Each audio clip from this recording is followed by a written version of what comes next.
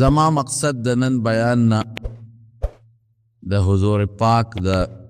صحابه متعلق بیان دی. صحابی چاته و؟ صحابی هغه چاته وی چې د نبی کریم صلی الله علیه وسلم سره د اسلام په حالت کې ملاقات کړي او بیا د اسلام په حالت کې وفات شوی هم.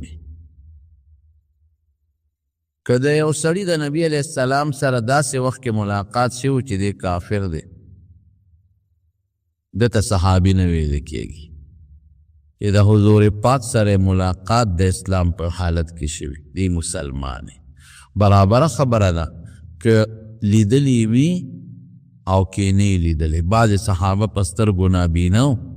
حضور پاک سره ملاقات شوی دی خو لیدلی نه دی، او بیا وفات هم د اسلام په حالت کې شوی، دته صحابي وی. صحابه کرام د حضور پاک مبارک په زمانه کې دوه ډلې وي، یو ته مهاجرین وي او بل ته انصار وي. کومو خلکو چې د نبی کریم صلی الله علیه وسلم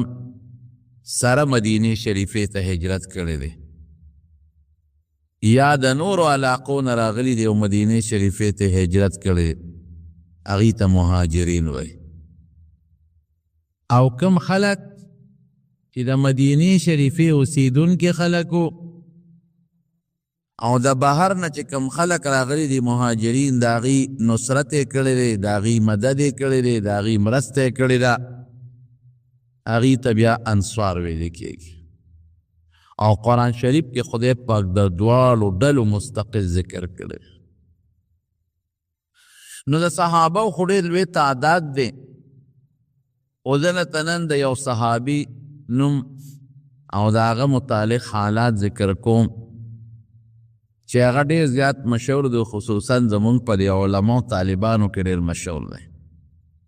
او ډېر زیات په غربت په حالت کې او په فقر په حالت کې د نبی علیه السلام مرسته کړې ده، او د حضور پاک د احادیثو لوی خدمت یې کړی دی چې هغه ته زمونږ خلک،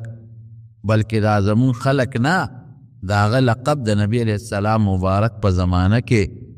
ابو هریره رضی الله تعالی عنه.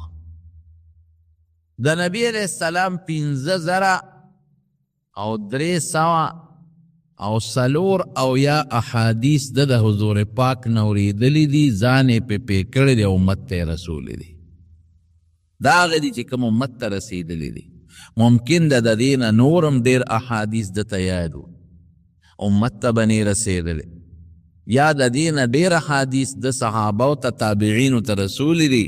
مونږ ته نه دي را رسېدلی. خو دا هغه احادیث دي چې دا مونږ ته د دې مبارک صحابي د خولې مبارکې نه دا الف بارو باسې تاسو ولې دغه نه بیمار دی غریب په مختلفو طریقو او واسطو باندې د نبی کریم صلی الله علیه وسلم نه دلته مونږ ته را رسېدلي دي. د خپل نوم ابو هریره نو په نوم کې اختلاف شته، خو راجح قول دا دی د خپل یو قول دی، وی کان اسمی فی الجاهلیت عبد الشمس، وی په جاهلیت کې زما نوم عبد الشمس. جاهلیت کې خلک مشرکان و شرکونه به کول، نو خلکو به چا ځان له عبد الشمس کې خو د انور مریی او د انور بنده او د انور غلام عبد الشمس او د انور عبادت کوونکی، چا به ځان ته بل نوم کې خو چا بل د شریعت نوم بنو. نو د اسلام نه مخکې د کفر او د شرک په زمانه کې چې د کوم نوم عبد الشمس، د انور غلام، د انور عبادت کوونکی، د انور مریی مثلا. وی فسمیت فی الاسلام بعبد الرحمن ابن صخر، وی په اسلام کې راته بیا نبی علیه السلام یو نوم یې ښود دی عبد الرحمن. په دې نومونو کې هم لږ اختلاف شته، خو دا د خپل قول دی چې مونږ ته را رسېدلی دی، عبد الرحمن، او د پلار نوم یې صخر، او د مور نوم یې امیمه دی. د یمن د علاقې سره تعلق لري یمن کې او په یمن کې یو قبیله د دوس ورته وایي نو د هغې قبیلې سره د تعلق دی وی د ابو هریره راته ولې وایي په عربی کې اب پلار تم وی او صاحب تم وی مرګري ته وایي او هریره پیشونګلی ته وایي هرون یا هرتون په عربی کې پیشو ته وایي او هریره معنا پیشونګلی نو ابو هریره معنا پیشونګلی والا د پیشونګلی خاون پیشونګلی والا د پیشونګلی مرګري وی دا ولې نو دوه وجې دي نو وی زه په خپل قوم کې ما به ګډې چیلې سرولې نو ما یو پیشو ساتلې وه نو د ورځې به مې ځان سره ګرځوله او کله به مې په لستونې کې ځان سره د عربو د قبایلو خلکو دا لستونې به ډېر کولو په لستونې کې به مې ښودې وه او د شپې به مې راواغېشته نو په ونه کې به مې کېنوله دې سره به لوبې م کولې او ځان مې ورسره مشغول ساته نو د قوم خلکو ما ته دا لقب راکړه ابو هریره چې پیشونګلی والا لکه اوس هم چې څوک سپي ساتي خلک وایي هلکه هغه سپو والا څوک چرګان ساتي خلک وایي چرګانو والا څوک اسپه ساتي وي هغه اسپو والا نو یې ما ته خلکو پیشونګلی والا ابو هریره لقب راکړه دیم روایت داسې دی چې کله نبی کریم صلی الله علیه وسلم ته مې هجرت وکړو مدینې شریفې ته رالم نو په مدینه شریفه کې هم ما د پیشو سره شوق او مینه وه خلک څوک پیشوګان ساتي څوک مارغان ساتي نو ما سره بیا به هم پیشو وه نو نبی کریم صلی الله علیه وسلم هغه لقب چې ما ته د قوم خلکو را کړی دا هغه پیشونګلی د مینې د وجې نه برقرار وساته وی حضور پاک راله هغه د جاهلیت نوم خو بدل که چې دا نوم دی غلط دی خو هغه د ابو هریره پیشونګلی والا لقب یې راله برقرار وسات نبی علیه السلام په خپله راته هم په دې لقب آواز وکړي یا ابا هریره ای پیشونګلی والا نو ممکن ده چې دا خپل نوم مې بدل کړی وی لکه څنګه چې د پلار نکې ښودونکي نوم بدل شو نو دا ابو هریره نوم مې بدل کړی وی خو چونکې حضور پاک دا نوم ما ته د خوشطبع او د مینې په لحاظ ووی نو بس ما وی چې راشه حضور پاک په مینه ما ته کم لفظ او کوم نوم استعمال کو نوم دا مال ټیک دی نو هغه لقب د ابو هریره مې ځان نه برقرار وسات خو د جاهلیت نوم چې کوم عبدالشمس او هغه راله بدل کړ روح د دین یو مسله راووته ادا چې که یو انسان مثلا یو حیوان ساتي او د هغې حیوان ته نسبت کیږي نو خیر نه لکه خو یاره په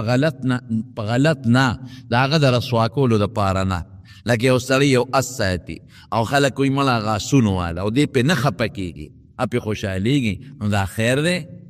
دا څه بده نه ده او که یو سړي ته داسې لقب وی چې پرې خفه کیږي لکه یو سړی سپي ساتي ته وایي هغه سپو والا او پرې خفه کیږي نو بیا به ورته دا لفظ نه وایي په دې لفظ ابو هریره خفه شوی نه دی ته خوشحاله شوی نو که یو سړی یو کاریګري یا حیوانات ساتي او ته هغې ته ورته نسبت کوي پلانکي قصب والا یا پلانکی پرې نه خفه کیږي دا خیر دویم ته یو مسله دا راووته چې د جاهلیت د زمانې خراب نوم که چا څوک پې مشوري یا پلار دی کولی خې به بدلی لکه د نوم عبدالشمس نور والا د نور عبادت کوونکی نو دا خو خراب نوم دی د شرک نوم دی دا به بدلی نبی علیہ السلام وی نه ته خو د نور مرایې نه ته خو عبدالرحمن د رحمان مرایې ته خو د نور دغه نه عبادت کوونکی ته خو د رحمان عبادت کوونکی نو هغه نوم یې والا بدل که خپلې نوم یې والا کېښه نو اوسم مسلمان ته به خراب نوم ناخلی او که چا ځان له خراب نوم یې ښودي د ګناه نوم یې ښودي نو که څوک پې پی شو نو فورا دې وله بدل کی دا نوم بدلول پکار دی د دې اسلام څنګه شو د ده د قبیلې یو سړی و طفیل یې نوم طفیل ابن عمر دوسي هغه د قوم سردار و مکې مکرمې ته تللی نو چې مکې ته لاړ دا هغه زمانه وه چې حضور پاک مبارک په مکه مکرمه کې نو د نبی علیه السلام خلاف د مکې خلکو پراپیګنډې شروع کړی نو د بار نه چې به کم خلک رالل نو د مکې خلکو به کوشش کو چې دوی د نبی علیه السلام سره ملاقات ونشي او د هغه خبرې ونري ولی اسې نه که د نبي علیه السلام سره ملاقات وشو خبرې اوري مسلمانان بشي.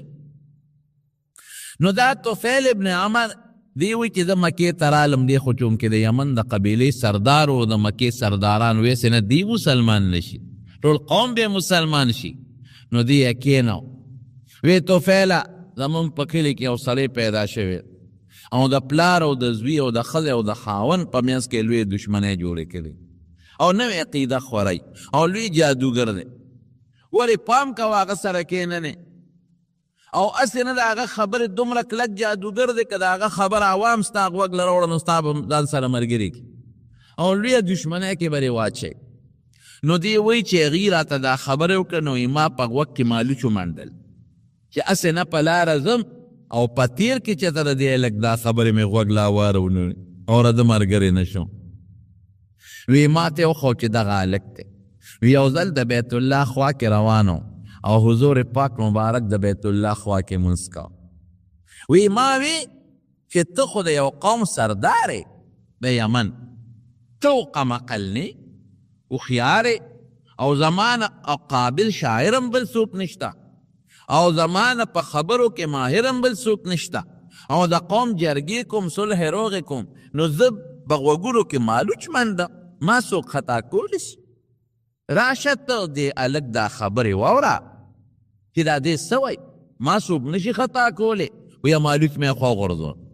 وی نبي علیه السلام مونځ کو او مونځ کې قرت په زوره کو د بیت الله په خوا کې. نو ما هغه خبرې واورېدې. وی چې مې واورېدې نو یې خوند یې راکړه چې نبي علیه السلام د مانځه نه اوزګار کړ نو راله ورسره کېناستم. نو ما ته یو څو تپوسونه وکړل او بیا نبي علیه السلام مبارک د قرآن شریف د یو څو آیتونو تلاوت راته وکړ. وی ټوله قصه مې ورته وکړه. وی ما وی چې دې خلکو خو د دې حق د اورېدو نه منې کوله. وی قسم دی چې حضور پاک تلاوت کو زما زړه کې لارې جوړېدې زما زړه په بل طرف روان شو او چې کېناستم قرآن مې واورېد. وی مې چې دې خلکو خو ته د حق نه منې کولی دا څه دي. وی بس فوراً نبی علیہ السلام په لاس بیعت وکړو خدای پاک اسلام ورنصیب کړ چې دی مسلمان شو. حضور پاک لومبی زمانه و او سخت ورو نو دته وی دته خپل وطن ته لاړ شه او هلته د اسلام دعوت چلوه او چې کله موږ مضبوط شو نو بیا به راځي. نو دی لاړ خپل وطن نو خپل پلار له دعوت ورکړه هغه انکار وکړ. زوی له نورو قوم له رشته دارانو دوستانو له دعوت د اسلام ورکه خو څوک یې ملګري نشي قوم ټول مخالف. نو دی واپس راغی مکې ته نو حضور پاک سره میلاو شو. وی صاحب زما قوم زما نشا واړوله او زما قوم زما مرسته نه کوي او ډېر خواري محنت پې کوم خو ملګرتیا مې نه کوي. نو زما قوم ته خیره وکړه چې خدای هلاک خدای برباد نه مې زوی مني نه مې پلار مني نه مې رور مني نه تربور. حضور پاک مبارک مسکی شو. وی اللهم اهد دوسا وأت بهم. وی نه خیره نه کوم. وی خدایا د دې طفیل ابن عمر قوم ته چې دوس قبیله د هدایت ور نصیب کړي او وی خدای ته مال راولې. وی زه خپل وطن ته هدایت کوه الله به خیر خیرولې وکړم. نو دی واپس خپل وطن ته لاړ. نو چې واپس خپل وطن ته لاړ او بیا دعوت شروع کړ نو د حضور پاک دعا خدای قبوله کړه ټول قوم یې خدای مسلمان کړ. نو د ابو هریره هم پکې دی مسلمان شو. نو بیا دا هغه وخت چې حضور پاک مبارک مدینه شریفې ته هجرت کړی او بیا په مدینه شریفه کې د نبی علیه السلام څه زمانه هم تېره شوې وه. نو بیا دی اراده وکړه د نبی علیه السلام د هجرت چې مونږ به لاړ شو او د حضور پاک مبارک خوا ته مدینې شریفې ته به هجرت وکړو سفر به وکړو. نو اتیا کورنۍ چې یو پکې د ابو هریره کورنۍ هم وه. دې کې بعضې خلک لا مسلمانان نم دي خو اتیا کورنۍ چې کم مسلمانان دي هغه اتیا کورنۍ دي هغې ټول د یمن نه رالل مدینې شریفې ته او هجرت یې وکړو. نو دغه وخت چې دی راورسېدل نو چا ورته وی چې نبی علیه السلام مبارک دی خو تللی دی خیبر ته او د خیبر غزا له تللی دی نو دی د مدینې په دی خیبر ته لاړل او د حضور پاک مبارک سره په خیبر کې ملو شو. نبی علیه السلام مبارک پر ډېر زیات خوشحاله شو یو پکې د ابو هریره. نو په بخاري شریف کې یو حدیث دی، امام بخاري رحمت الله علیه راوړی. ابو هریره وایي مونږ چې د یمن نه راتلو نو ما وی چې خدای دا نبی علیه السلام به زه څنګه ووینم او ته سره به زما کله ملاقات کېږي. نو ډېر په تشویش کې وم او ډېر په منډه را روان و. نو یو غلام هم رانه په لاره ورک شو، ګډ وډ شو رانه. وی دقه دی چې حضور پاک مبارک له راورسېده او په کومه شپه کې چې زه مدینې ته راورسېدم نو د هغه شپې صفت بیا یم کوه، یا لیلة من طولها وعنائها على انها من دارة الكفر نجتي. عجیبه شپه، ناشنا شپه، ډېره اوږدې. هغه پښتانه وی چې کم سړی او د غم شپه نه تېرېږي. نو د ده په زړه کې دا سودا وه چې زه به مدینې ته ورسېږم او که نه او حضور پاک به ووینم که نه. په دې سودا کې وی ډېره عجیبه شپه او ډېره اوږده شپه او ډېره مبارکه شپه. او ولې مبارکه شپه؟ ځکه مبارکه شپه چې ما لرې د کفر د وطن نه د اسلام وطن ته نجات راک، د کفر د ملک نه یمن نه دې راوستم او د حضور پاک د ښار د مدینې ښار ته دې راوستم، د هغې نه دې خلاصتم. نو چې دې سګروت نبي علیه السلام مبارک سره کېناسته نو حضور پاک ورته وفرمایل او نو غلام ته روک شوی و، دا هم سودا او غلام خو قیمتي شوي. نو چې دې کېناست نو حضور پاک ورته وفرمایل، بخاري شریف کې راځي، وی ابو هریره غلام دی هغه دې راغی. دې کې غلام راکاره شو. نو دې دومره د نبي علیه السلام په ملاقات خوشحاله و چې ده وی الله رسوله دا غلام د خدای پریز ما ذات کړی دی، زه هو حر لله، د الله په نوم زه. داسې عجیبه مبارک صحابي. بهر کې د نبي علیه السلام سره حساب او کوم چې په مدینه شریفه کې د صحابه د طالبانو چبوتره و مدرسه صفه چې ورته وایي، په هغه صفه کې به اوسېدل. اگر چې خپل مور یې وه او خپل کور دې وایي د یو ښځې غلام و په خپل وطن کې،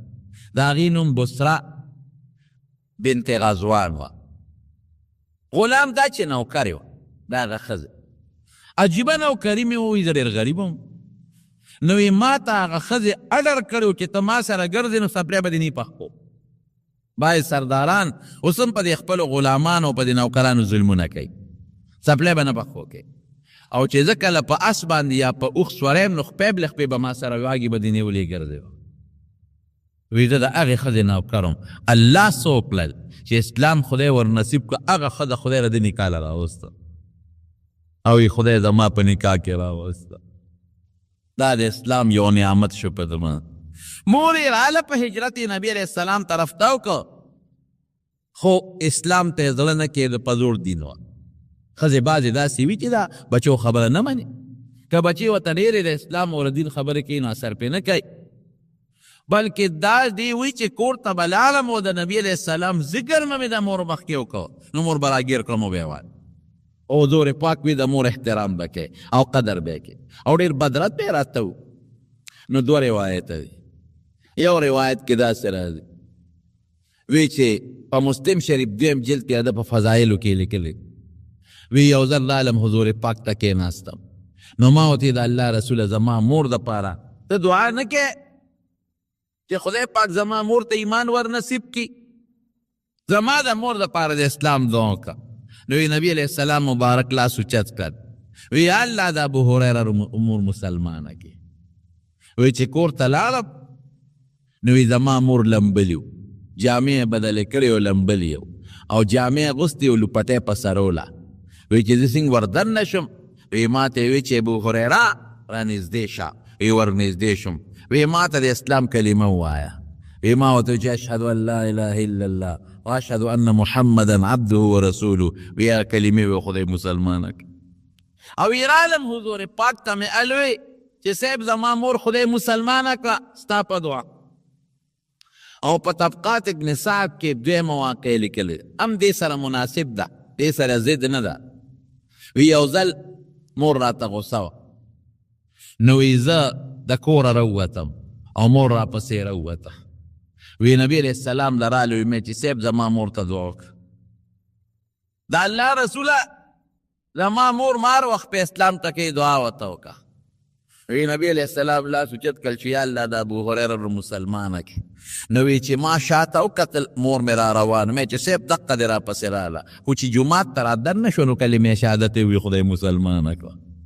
نو علما د دواړو منځ کې تطبیق کوي ادا چې دا مسلمانه شوې ده د سره په کور کې ده خو بیا د ډېرې خوشحالۍ نه دې ته مخکې راغلی دی امور ورپسې راغلی ده چې حضور پاک په مخکې دا کلمې شهادت وایي او د نبی علیہ السلام دغه دعا د قبولیت پته نبی علیہ السلام ته ورسېږي. نو مورې مسلمانه شوه د نبی علیہ السلام مبارک په دعا باندې. دومره مبارک صحابي دی د نبی علیہ السلام نه یو وخت جدا شوی نه دی. که نبی علیہ السلام به په سفر ته دی به ورسره او که حضور پاک به مدینه شریفه کې دی به ورسره تر دې حده پورې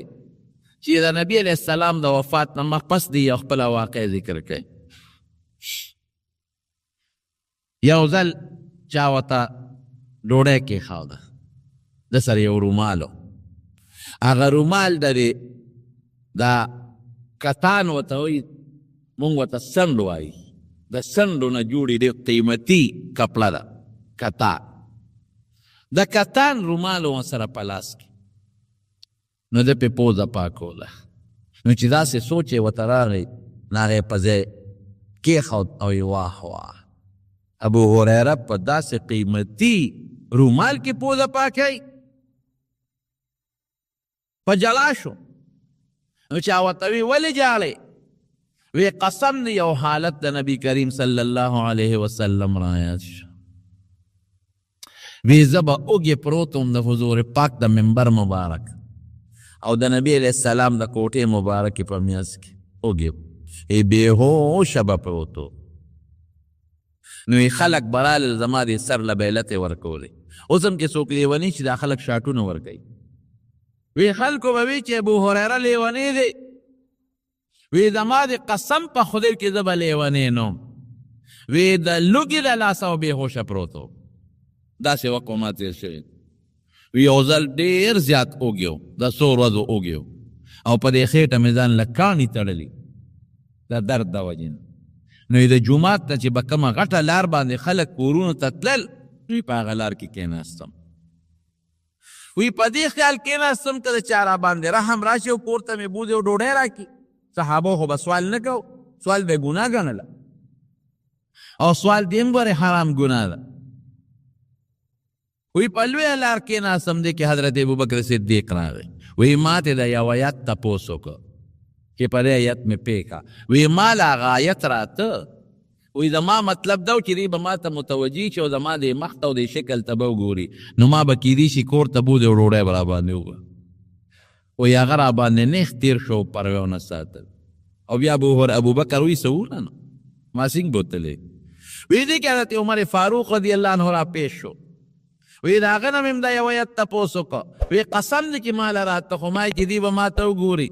او زما د مخ ته به وګوره او شکل او د لوږې ته ما به کور ته بوځي وی هم تېر شو پروې ونه ساتله. وی دې کې نبي کریم صلی الله علیه وسلم را وی چې ما ته وکتل وی ابو هریره مې چې او ابو هریره وی الحق راځه ما پس انا باندې پوه شو وی کور ته یې بوتلم چې کور ته یې څنګه بوتلم نو وی کور یې تپوس وکړه چې د خوراک څه شته وی بیبي ورته وی چې او یو جام پیسته فلان کې ستا دپاره په تحفه ډالۍ کې رالیږلې وی ما ته وی چې ابو هریره ورشه او د صفې چې څومره طالبان دي ټولو ته اواز کا وی ګیله مې پیدا شوه چې صاحب وګیزې ما خېټه مې درد کوي او دا د صفې خلک په ما راغواړه او بیا مې وی چې دا یو جنګ د ټولې صفې د خلکو دپاره څه شی دی زه بس خوش قسمت هغه دی چې وړومبې په لاس ورشي ټول غریبانان به وږي دا یو چبوتره وه د جومات سره خوا کې د جومات نه مشرق طرف ته نو هغې کې یو سپر بره جوړ شوی ده څانګو نو وی چې د شا د کجورو به کجورې وکړې نو صحابو به هغې یو غونچک پرې کړ وروړو بره به یې ویزان کړ نو صحابه چې به وږي شو نو چوکه به یې راواغېسته غونچک له به یې ټس ورکړ نو د هغې نه به 2-3 دانې راوغورځېدې په هغې به یې خپله ګزاره کوله او د کجورو سیزن خو همیشه نه کلی نه دغه زمانه کې سم ورشه واسطه وی ګیله مې پیدا شو مې چې خدایه صوفه کې خو 300 او یا 200 کسان موجودي دا جام څه شی دی چې دا خو د پیغمبر علیه السلام د خبرې د منلو نه خو خلاصېد هغه به مې خامخا منله وی لاړم وی ما ورته وی چې راشي نبی علیه السلام هم غواړه وی ټول لال کېناسته وی چې کېناستل ما ته وفرمایل چې ښي طرف نه شروع وی په دین پوی ما چې نبی علیه السلام به ساقي زین تقسیمونکي به زیم ځکه په مې راغوه او دام راته پته و چې کم سړی تقسیم کوي هغه اخر کې سکي دی مې چې زه قصه مې مخیر کې ده پته نه لګي چې څه به پاتې شي او که نه به شي او قانون ولرونو دا دی چې یو سړی په چا یو شی تقسیموي د ښي طرف نه دی شروع کړي او دا قانون دی چې د چا په لاس تقسیم کوي نه به مخکې شروع نه کوي او په آخر کې شروع کوي دا هم د دین مسله ده وی خیر جام میں غړومبي له ورک وی هغه وسکو او نبی علیہ السلام با आवाज دا کوم چې په مړه خېټه سکه مې زابو وراره چې خبره د مړې شو خو خدای دې پکې خیر واچي وی پاتې شو چې دویم لا ورکا وی دویم مسکل دا غنم پاتې شو وی دریم لا ورکا دریم لا مې و باس وی پېښو ما چې دا خو د نبی علیہ السلام مبارک معجزه ده او د الله لوی برکت ده وی پټولو مې هغه جام وګرځم وی چې مې وګرځم اخره کې نبی علیہ السلام پاتې شو او زه وی حضور پاک هغه جام را واغېست او په دې لاس کې دقسې مبارک کې کېناسته وی چې ابو هریره یو ته پاتې وي او زه پاتې مې چې او د الله رسوله وی والا اسکا وی او مسکی شو وی موسکل وی چې موسکل وی اشرب اسکا وی بیا مې اسکل وی اشرب اسکا وی بیا مې اسکل وی اشرب اسکا وی ما وته چې والله لا اجد له مسلکا قسم په خدای که وجود کې رکشته چې پکې ورواړو زینشته کم دی ورواړو وی خماله راکا وی بیا مې حضور پاک مبارک لور کړل نو چې سپاتیو نه اخلاص کړ نو یو اق وقت چې په مونږ به لوګي تیرې دي نار به تیرې دي تندې به هیڅ بنو او خلقو به مې سر لته ورکول چې ابو هريره لیونی دی وی قسم په الله چې لیونی بنو اوږې بم وی یا داسې وخت چې ما سره قیمتي رومال دی او د پاغي پوزه سوم نو وی جړل او ډوډۍ ونه خوړه دا د حالت د نبی کریم صلی الله علیه وسلم څومره نږدې صحابي دی یو خبرې نه اندازو لګوي وی یو ځل نبی علیہ السلام مبارک د جمعات نه ووت وی چې ووته نو خلق صحابه پریشان شو چې نبی غن ډېر وخت تیر کړ نو زمانه داسې و چې دشمنان د حضور پاک ډېر نو وی د ټولو نه مخکې د ور پاسېده وی تلم یو باغ ته ور ورسېده لارې څنګه معلومه کړه چې نبی علیہ السلام دې باغ ته تللی نو په مشکات جلد ثانی کې د نبی علیہ السلام په دې معجزاتو کې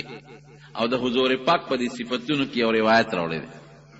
ادا سے دی چې د حضور پاک د خولې مبارک نه به خوشبو دی او دا د فلانکی دی نو د حضور پاک هغه خوشبویي به صحابو ته پته وه چې دا هغه خوشبویي ده نو چې په کومه لار به نبي علیه السلام لاړو په هغه لار باندې به هغه خوشبو ترې خوره شوې وه نو چې کوم به نږدې صحابه هغوی ته خو به دا خوشبو پته وه نو هغوی به هغه پوزه راښکله او په هغه خوشبویۍ پسې به تلل نو نبي علیه السلام به یې معلومه وه وی تلم یو باغ ته ورسېدم وی چې باغ ته څنګه لاړم دومره را باندې تلوار ده او دومره په هیبت کې ما دا خو راته پته ولګېده چې حضور پاک مبارک په دې باغ کې دی دونه خو پته ولګېده چې ما دا باغ په دروازه نه پوهېدم چې دروازې په کم طرف ته نو هغې کې یو لښتې و او هغې باندې به اوبه ورننوتې غټ سوري په هغه لښتې وي ورننه شو وی چې ورغلم د دواړو جهانو مبارک سردار په هغه باغ کې ناست وی چې ناستو وی ما ته راشه ابو هریره یو حدیث ترتویم یو خبره او لرشه د ما صحابه ته وایا ادا دی من شهد ان لا اله الا الله وان محمد رسول الله دخل الجنه هغه څوک چې د دې خبرې گوی ورکوي چې الله یو دی او نبی علیہ السلام د الله رسول دی دی به جنت ته ځي وی والا زما دا سپلی والا دا دې نښه شوه او چې څوک مخې له درځي دا ورته وایه ګوره حضور پاک د نښې دپاره ولا خپلې سپلی ورکړې زما دا سپلی والا دا دې نښه شوه او چې څوک مخې له ځي درته وایه دې کې چې مخې لراله حضرت عمر هم پریشانه دي چې حضور پاک هم خاطر اراله مخې لراله چې راغی نو هغه خو پوه شو ابو هریره سدي دا د حضور پاک پیزار څنګه تا سره لاس کې خیر دی ولې حضور پاک څه شو ما چې صاحب ماته یو خبره کړې او دا پیزار را کړې نخې د پاره خبره هم ده د نخې د پاره دا پیزار را کړې چې څوک د لمخې راځي نو دا ورته وایي چې څوک کلمه شهادت وي دی به جنت ته دی وی عمر غصو مال یو مکر کړل زمکه ته پریوتم چې راځه مو آی خلکو ته دا خبره واپس کړل وی نبی علیہ السلام له بوتل نبی علیہ السلام مبارک ته سه ساده خبره مقصد جدا دی او خلک به ګوري غلط مقصد وایي ساده خبره مقصد خو مثلا دا دی چې څوک کلمه شهادت وي جنت ته بځي که ګناهګار نه دی او نیک دی نو بذات پنیخ جنت ته دی او که ګناهګار دی نو دوزخ کې به غوټي خوري خو بیا به موزي جنت ته بځي کلمه شهادت باندې مسلمان سړی مړ شو جنت ته خامخا خو جنت ته بیا نیک پنیغه دی چې نیک دی او که ګناهګار دی نو نیک پنیغه باندې دي سزا به ته ملو شي پاک پچ په دوزخ کې د ګنا نه بیا بځي او خلک به و چې ګنې بس راشه نه کو ته مجد تشته او د ګنا نه خلاصېدو ته مجد تشته بیا به څوک نیک عمل نه کوي وی خدای بیا مو وایي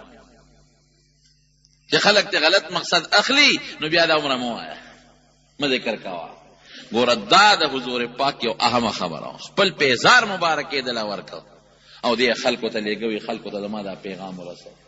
دا اعتماد سړی په هر چا نه کوي دا په هغه چا کوي چې زړه ته ډېر نیت نږدې وي دې په خپله فرمایي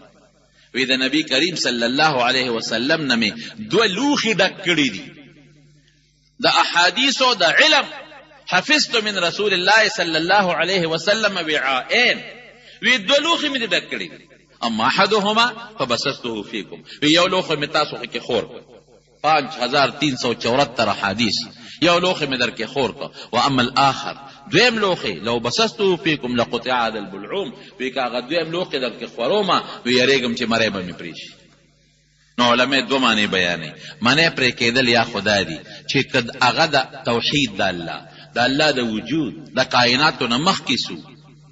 د دې داسې خبرې دي چې هغه بیانول نشم که بیانوم نو نشم بیانول بعضې وخت کې سړي پړه کې یو خبرې کولی نشي که کوي نو په دې زړه باندې هیبت راځي نشي بیانولی هلکه وي بس زړه مې چوي دا خبره نشم کولی داسې رازونه دي داسې اسرار دي چې نشم بیانولی که بیانوم نو هسې نه مړه نشم مړه نه روځي او نور علما وایي چې نه هغې کې د فتنې متعلق د پیغمبرانو کوم پیشنګویي دي هغه پیشنګویي ته مراد دي وی ما ته دام پته ده چې نبی علیہ السلام ما ته وی د ما نه پس به زما ممبر پلان کې ناستی پلان کې بناستی پلان کې بناستی پلان کې بادشاه برای ظالم وي پلان کې امیر بظالمی پلان کې امیر بظالمی وی که یو نوم در تاخله ما ته حضور پاک ویلی دا راته پته ده نو که د هغې نومونه وسخلمه چې دا ظالم یاد کړو دا ظالم خو اوس مې وجنې پرېږدي مې چل قطع هذا البلعوم مری مې کټ کېږي یو صحابي وی یو مجلس کې یو سړی په یو نوجوان لک او ظالم بادشاه نوجوان دی ظالم دی د یو علاقې گورنر دی وی په منبر ناسو تقریر وکاو وی ابو هريره ماته دی خواراش وی زما دی قسم په خدای وی چې حضور پاک ماته کم ظالمان حکمرانان خوري دي نو داس الک چې ناس وی داسې راته خولې لکه چې ماته په سترګو د حضور پاک غ زمانه را یا در راخکاری یو ټکی راته خوندل یو لوخه مې در کې خور قبل نشم خوروله بهر کیف دا د نبی کریم صلی الله علیه وسلم په ابو هريره باندې لوی اعتماد او حضور پاک ته ډیر انتهایی نږدې ډیر قریب نبی کریم صلی الله علیه وسلم ته یو صحابي او ځل راغی ابو هريره ناستو یو سوال دا یو سوالګری د دین سوالګری ابو هريره ته وای وی چې الله تعالی تاسو په دا سړی څوک ناسه چې دا خلک ته تاو دی وی دا ابو هريره دی د پیغمبر علیه السلام صحابي دی ورغه کې ناسو د دین دا سوالګری مجيبم وی تا ابو هريره وی دا د پیغمبر علیه السلام نه حدیث اوریدلې دی وی استاد د الله په ذات قسمی ما ته د حضور پاک یو داسې حدیث وایا چې تاسو مخ په مخ اوریدلی او داسې حدیث راته وایا چې ستاسو د حضور پاک په میانس کې بل څوک نو تا هغه یوازې ناسوي او داسې حدیث راته وایا چې تا د پیغمبر علیه السلام نه یاد کړی دی وي او ځان دې په خپې کړی وي ورسونه قیدونه ولګو چې تا ته پخپله اورېدلي ستا او د هغه په منځ کې بل څوک وینه او یوازې دواړه ناست یې او تا ښه یاد کړي او ځان دې پې کړي چې دا خبره یې وکړه نو دې څه وایي متوجه شو ورته وی ښه وی زما یې د الله په ذات قسم وی ما د حضور پاک مبارک نه په دې مخامخ کوټه کې یو حدیث اورېدلی ګوتې ورته ونیولې او وی زما او د حضور پاک نه علاوه بل څوک نو یو هغه یو زوم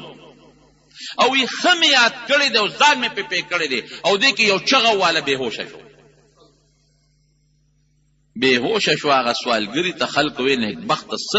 ناشنا مسله دې راوړه زمونږ استاد باندې څه چلو بېهوشه شو خلق وله تلي لاسونه مګل په هوش کې راغی چې هوش کې راغی بیا وی زما دې د الله په ذات قسمي چې ما د حضور پاک مبارک نه په دقه مخامخ کوټه کې یو حدیث اورېدلی دی زما او د هغه نه علاوه پکې بل هېڅ څوک نو او ما پې ښه ځان پې کړی دی او اورېدلی مې دی بیا یو چغه کړو بېهوشه شو بیا چې هوش کې راغی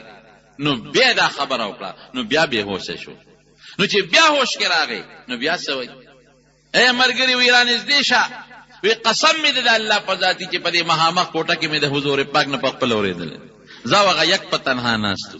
او مې په یو اورېدلی مې دی یاد کړی مې دی او حدیث څه دی دا دی چې د قیامت په ورځ به درې کسان الله به یې ځان ته را مخامخ کړي یو کس به هغه څوک چې الله وله ډېر زیات مال ورکړي نو الله به دې تپوس وکړي ما خو مال درکړی او الله را کړی دی څه دې وکړل زما په مال کې الله تا مال راکو ما پکې ډېر محنت وکړ ډېر مې کو او ما ستا په رضا کې خرچ کړ مدرسې او جوماتونه پولونه او حجونه او عمرې او هر څه مې کړي ستا په لار کې مې خرچ کړي کونډې ورنډې هر چا سره مددونه مې کړي دي الله کړي مې دي وی رب العالمین به وفرمایي کذبته دروغ دې ووایي وی فرشتې بټ ولاړي زرګونه ځکه الله دربار کې خود فرشتې دي لکونه وی ټولې فرشتې به مو چې کذبته دروغجنه دروغ دې ووایي الله به فرمایي اے بنده بالکل دې مال خرچ کړی دی ډېر دې خرچ کړی دی خو زما د رضا دپاره نه لیقال انک جواد دې دپاره چې خلک ووایي دا پلان کې سخي دی دې دپاره دی ما دپاره نه چې الله خوشحاله شي ریاکارۍ دپاره او هغه نوم دې ګټلی دی څه دپاره چې دې خرچه وکړه نوم دې وګټه هغه ثواب دې دنیا کې حاصل کړی دی دلته اسم نشته وی الله به حکم وکړي فرشتو ته سپېمو کې ورته زنځیر واچوي پړ مخې جهنم ته وغورځوي دویم کس ته به دې خوا راشه تا څه کړي دي تاله خو ما پویه در کړې وه قرآن مې در کړی و یا الله ما به قرآن لسته کنه دروازې به مې لسته د شپې به مانځه کې هم تلاوت کو عمل به مې کو اوږد اوږد رکعتونه منځونه به مې کول وی الله به وفرمایي کذبته دروغ دې ووایي هغه لکونه کروړونه فرشتې چې شاته ولټولې به وي کذبته دروغ دې ووایي دا دې دپاره دا ارس کول چې خلک وایي چې دا فلان کې ډېر خشته ښکلی قاري دی او ډېر خشته تلاوت دی او ډېر خشته آواز دی دې لا نه چې ما پې خوشحاله کړي او ما پې رضا کړي فرشتو ته حکم وکړي سپېمو کې زنځیر واچوي پړ مخې جهنم ته وغورځوي درېیم به هغه سړي وي چې هغه مضبوط وجود الله ورکړي تا له خو ما خسته وجود در کړو طاقتور پویا څه دې کړي دي الله ما خو ستا په لار کې شهادت مونځ کړ پلان کې جهاد له لاړم او شهید شم نه مې دي کړی کذبته دروغ دې ووایي فرشتې به وایي کذبته دروغ دې ووایي الله به وایي بالکل ته شهید شوې په پلان کې جهاد کې خو ما د رضا دپاره نه چې زه راضي شم دې له چې یقاله فلان جریء چې فلان کې ډېر بهادر دی چې ستا د بهادرۍ شهرت وشي دې دپاره دې شهادت کړی دی سپېمو کې زنځیر واچوي جهنم ته وغورځوي نبي ابو هریره وایي چې ما د خپل ښکلي محبوب نه اورېدلی دي چې اولئک الثلاث دا ړومبې درې کسان ړومبي هغه خلک دي چې جهنم به پې بل شي جهنم ته به یې وغورځوي خدای هم د ریاکارونو هغه عمل لږ ښه دی خو د الله د رضا دپاره عمل لږ ښه دی خو چې په دې نیت وکړو چې زموږ نه پې خپل پروردګار راضي شي او چې ډېر عمل سړی وکړي او ډېرې پیسې هم سړی خیرات کړي خو ریاکاري وي پکې د الله رضا پکې نه خلک وایي چې دا نیکي یې وکړه خلک وایي چې دا ثواب یې وګټه نو پیسه هم لاړه تکلیف دې هم برداشت کړه مشقت دې هم برداشت کړه او ورسه دې په اوبو باندې لو شو الله دې خپل رضا نصیبه کړي هر دا وایي چې خدای په چې څونه اعمال مونږ لږ کوو که ډېر کوو نو خدای په دې اعمالو ته زموږ نه راضي شي دا لویه خبره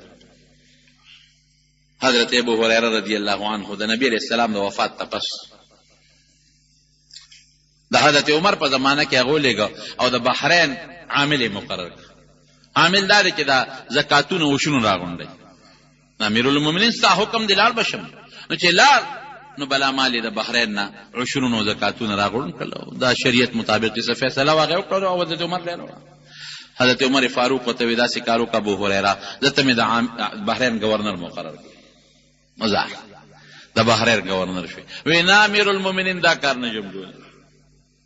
نه نه ته والی مقرر کړي گورنر وینا جی دا کار نشم کوله وی ولې ته د یوسف علیه السلام نه غوړې یوسف علیه السلام خو په خپله غوښتې د بادشاهي اجعلني على خزائن الارض انی حفیظ علیم بادشاه ورته وویل تا نه وزیر جوړم وی ما له وزارت ته خزانې راکا یا د ځمکې د زراعت راکا زه حفیظ پوه یم او حفاظت کوونکی امانتګر یم کرپټ نه یم او په خبره پوهېږم او امانتګر ما مقرر کړ یوسف علیه السلام غواړي په خپله او ته انکار کې یو ته زوی وی هغه یوسف پیغمبر او د پیغمبر زوی او زه ابو هريره د بصره زوی ما فقال د امیمه زوی ما زه ابو هريره د امیمه زوی ما زه د یوسف په شان نه مدا کار نشم کول ولی غشي کوله څومره لوی عالم دی د پیغمبر علیه السلام دا حدیث وی دین یریګم چې یو مساله راته زه خو چې والی شم خلک به د مسلو ته پوښتنه کوي یریګم چې یو مسله بنی معلوم چې تا په ناپوهه غلط جواب ورنکم یریګم خلک براله فیصله راوړي او ما ته پکې د شریعت حکم نیو معلوم او غلطه فیصله ونکم نو خدای سره مسکو بیمار دی خلک راضی ته پوسټه یوم ته پوسټه راځي بلم ته پوسټه راځي نو یو سړی وته راغی او درې ورته وی ابو هريره وی ته خو د نبی علیہ السلام محدث او د حضور پاک د حدیث درسونه دي کړی دي نو زه د خدای نه سوال کوم چې خدای دې روح کا دیو ته سوال وی د آخرت په پوله ولاړم واپس می دنیا ته ګرځي د آخرت په پوله ولاړم واپس می دنیا ته ګرځي وی زما د خپل محبوب پیغمبر نو ریدلی چې دا زمانہ براشي چې خلق به سر زر نخوخي او مرګ بخوخي خدای سر زر نه خو مال مرګ راکړي او داسې زمانہ براشي چې خلق برواني په مقبره او وی بچي افسوس د دې مړی په ځای پر قبر کې زه خوښ وینم څه خبره داسې د فتنې زمانہ به قبر والا او قبر خاون والا به هغه پسې بارمان کوي چې د په ځای زه په دې قبر کې خوښ وي نو څه خبره پریشانونه خو بچو ته ما واپس دنیا ته بوزي نو چې کله کم وخت کې مري نو په جړا شو نو دې حالت ته مو جاړي صحابه مړي ته پوښتنه او دیم جاړي نو د صحابه خو باجی به مرګ چې کله به مړه کېدل نو وصیتونه به کول یو به دا وصیت کو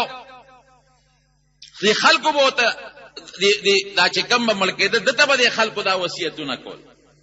وصیت نه پیغام به ورته چې ته لږ ساعت پس پرې د حضور پاک سره ملاقات کړي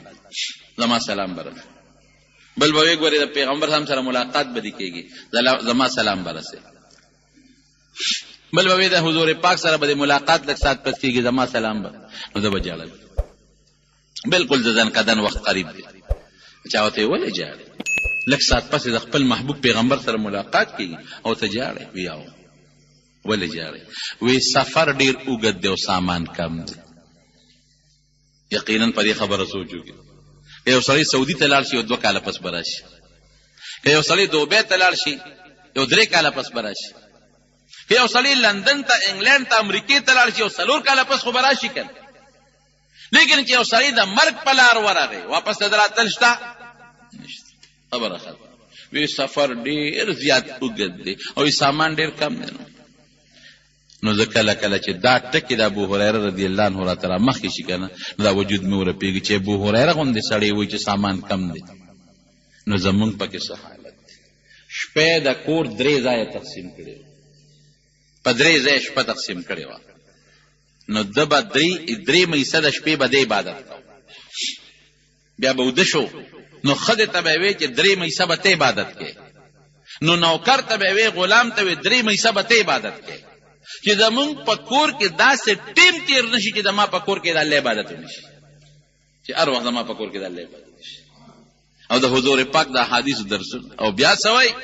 وی سفر ډیر زیات اوږد دی او سامان ډیر زیات کم دی. وفات شو، بیا وصیت یې د وفات نه مخکې وکړ. وی دا ما دا وصیت دی چې نبی علیہ السلام مبارک سنگ پټکې په جون کې په سراو نو د مرګ نه پس په دقه سې خپلې پټکې ماته ووایي. او چې نبی علیہ السلام په سنگ کمیس کې سړي مرده ته هغه ناګنډلې کمیس ورچوي که نه، هغه ناګنډلې کمیس کې څنګه حضور پاک مبارک دفن شوی دی او کومو جامو کې دفن شوی دی، اقصې کمیس او اقصې جامې براله راکې او په هغې کې مې دفن دی. د مدینې ګورنر و په هغه وخت کې ولید ابن عبدالملک، هغه یې جنازه وکړه او په جنازه کې اکابر صحابه کرام عبدالله ابن عمر رضی الله عنه نور صحابه کرامو شرکت وکړو او د مدینې منورې په مشهور قبرستان کې کوم د خلک جنت البقیع وي په هغې کې دفن شو. دا د حضور پاک دی او صحابي واقع مې درته ذکر کړ. نبی علیہ السلام مبارک فرمای اصحابی کالنجوم، وی زما صحابه د ستورو په شان کې دي. بأیهم اقتدیتم اهتدیتم، د کم صحابي په نقش قدم چې روان شوی نو حق ته به رسېږي، په هدایت به لکه ستورې پخوا به وبالنجم هم یهتدون، په دې ستورو به خلکو په دې دریابي کشتو کې لارې حاصلولې، ځکه نه خو دا مقناطیسي نظام و او نه دا موبایل وی او نه دا نورې قصې پسې وي. نو هغوی به او دارنګې دا خلک چې به په سفرونو تل په دې دغه کې ځنګلونو کې نو د ستورو نه به یې لارې معلومولې. نو لکه څنګه چې په ستورو خلک په هغه زمانه کې هدایت حاصلي، دقه رنګې زما صحابه د ستورو په شان دي چې چا پسې روان شوی نو دی به منزل مقصود ته رسوي، دی به نیګړې نه پرېږدي. بهر کیف دا یو صحابي واقع مې درته ذکر کړی د پاره چې صحابو په څومره قسم پرسه کې دین حاصل کړی دی او څومره په سختو کې د دین طلب کړی دی. حالانکه چې د دین طلب پکې نه وي نو دی پیسې ډېره په اسانه ګټلی شو، مزدوري هم کولی شو، زمینداري هم کولی شو، تجارت هم کولی شو. اوس دا دونه احادیث د چې امت ته رسول دي دا 5300 نو ته به چې دا څنګه، نو د نه چا تپوس وکړو وی ستا د پیغمبر علیه السلام سره نورو خلکو په نسبت صحبت او مجلس کم تیر شوی دی او احادیث دومره یاد کړي دا ولې؟ نو دې دوه جوابونه کوي. وی یو جواب خو یې دا دی چې زما رونه چې دوه قسمه وو، یو انصار یو مهاجر. وی انصارو په خپلو پټو کې به خدمت کو، مهاجرو به خپله دغه کوله تجارت کو. او اذا ابو هریره مسکین هم په یو نوړی مې کار کېده، نه تجارت ته او نه ځمکه شته، د حضور پاک سره به ناست وم. وی هغې به غایب و، څوک په پټو کې او څوک په تجارتونو کې، او زه به حضور پاک سره ناست وم چې څه به یې به ما اورېدل. او دویم څه دی؟ دویم ټکې واوره. یو ځل په ترمذي شریف کې شته، یو ځل مې حضور پاک مبارک ته شکایت وکړه چې صاحب ستا نه څه خبره اورم یادېږي مې نه. وی ما ته وی صادر خور کا، وی صادر مې خور کا، وی چې خور مې کوي څه کلمات یې ووې او زما په صادر کې چف کړی. او بیا ما ته وی دا صادر ځان پورې ومږه، وی هغه مې خپلې سینې پورې ومږه. وی زما د قسم په خدای وي که د هغې وخت نه تر دې وخته پورې د حضور پاک یو خبر هم زما نه یېره شوي چې څه وی ویل ټول به مې یادېدل. زمونږ د دین یو لوی اعجاز یو دا دی چې په هغه زمانه کې داسې حافظې خدای صحابو له ورکړې وې او تابعینو له یې ورکړې وې، داسې حافظې، داسې مضبوطې حافظې د صحابو او تابعینو وې چې خبره به اورېدله نو یېرېده به ترې نه، بس فوراً به ورته یادېدل. بلکې د صحابو د زمانې نه مخکې د نبي زمان د حضور پاک چې په کم دور کې خدای راولېږه د هغې ټولو خلکو حافظې کافر دی ولې حافظې مضبوطې وې. یو کس ته به په سوونو اشعار یاد تاریخ لیکي چې دې خلکو ته د خپلو اسونو نسب نامې م یادوي چې زما اس د پلانکې اس پې زوی دی او د پلانکې اس په د پلانکې اس پې لور ده او پلانکې اس په د پلانکې اس پې لور ده. چاته د خپل نیکه نه پورته خپل نسب نیمه او هغوی ته د خپلو اسپو او د اسونو نسبونه یاد. داسې مضبوطې حافظې دا ولې ځکه همدې خلکو کې خدای مسلمانان جوړو، هغې مسلمانانو ته خدای دین ښوده، قرآن یې ورته ښوده، د حضور پاک مبارک احادیث یې ورته ښودل، نو مضبوطې حافظې او پاک خلک خدای پیدا کړل. دا د صحابه کرامو هغه په قسم پرسۍ کې، په غربت کې، په بېکسۍ کې صحابه کرامو دا د نبی کریم صلی الله علیه وسلم نه هر څه واخېستل دا دین امت ته او دونه شوق یو ځل د مدینې منورې په بازار کې اواز وکړو، وی خلکه وی تاسو لګیا خپل کار کوئ او د پیغمبر علیه السلام میراث بازار کې تقسیم په جمعات کې تقسیمي. نو چې اوس د میراث خبره وکړو خلکو ته د مال ذهن ته ځي نو خلکو جمعات ته رابنډې چې راغله وی ابو هریره وی کله چې میراث په جمعات کې تقسیمي نو جمعات کې ځای په ځای صحابه ناستو درسونه یې کول وی هغه ته وګوره هغې ته وګوره هغې ته وګوره هغې ته وګوره وی میراث خو دغه دی د نبي علیه السلام مال خو میراث نه دی نو په خپله هم د حضور پاک د مبارک و حدیثو درسونه کول او د خپل ځان نه علاوه په خپله هم کول او خلکو له هم دعوت او ترغیب ورکو چې د نبي علیه السلام مبارک احادیث څومره دي د امت ته ورسوي ولې چې امت ته ورسېږي د حضور پاک په حدیثو کې عقیده ده عقیده به د امت ټیک شي اعمال دی پکې عمل به امت وکړي اخلاق دی پکې د حضور پاک مبارک اخلاق به زده کړي نو دا څو خبرې مې د صحابو یو تاریخ مې درته شروع کړی دی انشاءالله تاسې د مضبوطو